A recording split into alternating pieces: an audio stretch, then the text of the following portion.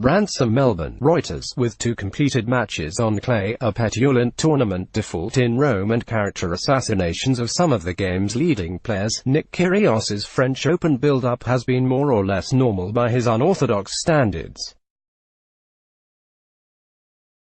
It may be a little frosty in the locker room. Roland Garros. After the Australian described 11 times champion Rafa Nadal as a sore loser and Novak Djokovic as obsessed with being liked in an explosive podcast interview last week.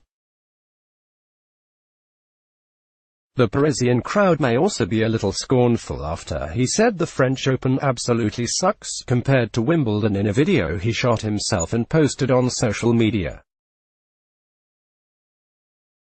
By his own admission, Kyrgios has virtually no chance of winning the tournament on a surface he hates, with the odds on him taking out any of the other 3 Grand Slams not significantly higher. And yet, few players will be that keen to see his name bracketed with theirs in the draw. For all the likelihood, the lanky world number 36 will spontaneously combust mid-match and ease the passage into the next round. Kyrgios might never have been past the quarterfinals of a Grand Slam, but he has shown he has the tools to topple any one of the titans of the game. The 24-year-old boasts a 2-0 record over Djokovic, his 3-3 in his sometimes heated rivalry with Nadal, and beat Roger Federer on clay in the first match in 2015.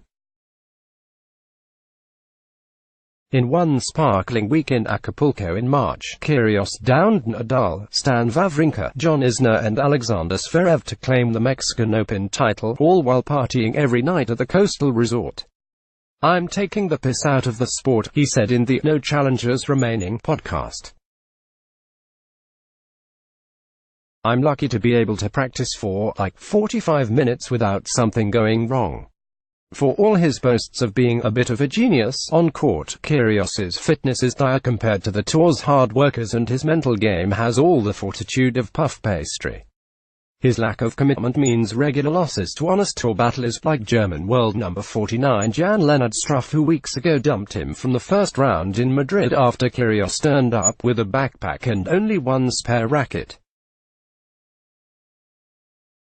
World number 63 Casper Ruud was dragged into the spotlight at the Italian Open last week when Kyrgios threw a chair on the court and stormed off after the unheralded Norwegian had broken him early in the deciding third set. Fearful front. Goodwill has dwindled to a low ebb at home in Australia, where one TV chat show panelist described him last week as a brat who needs a slap. His casual attitude toward the game is seen as only a front to hide the fear of what failure would mean if he buckled down and tried his hardest. It's a view that holds some currency with Kyrgios, but not one he tends to dwell on for too long. "I don't like waking up every day and reading, 'This guy's a waste of talent.' There's a limit to this stuff that I can take," he said in the podcast. "Deep down I've had conversations with myself like, is it a front, but winning a Grand Slam?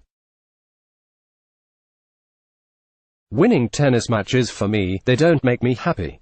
Despite that, Kyrgios figures he will keep playing for at least another 4 or 5 years, adding to the $7.24 million he has already won in prize money, less the regular deductions for code of conduct breaches. The trick shots, underarm serves and tirades at spectators are all part of the theater, and the "what will he do next" lure puts bums on seats, in much the same way John Daly still draws a crowd in golf. Yet Daly, for all his faults and battles with addiction, did actually win 2 major titles. Kyrgios has yet to win anything of significance, but is convinced he could, if only he had the work rate. "I think that's a talent in itself, just to show up every day and be the best you can be," he said. "If I had that, Jesus, I'd probably have a couple of Grand Slams already." Reporting by Ian Ransom, editing by Nick Mulvaney. Your standards. The Thomson Reuters Trust Principles. Let's block ads. Why?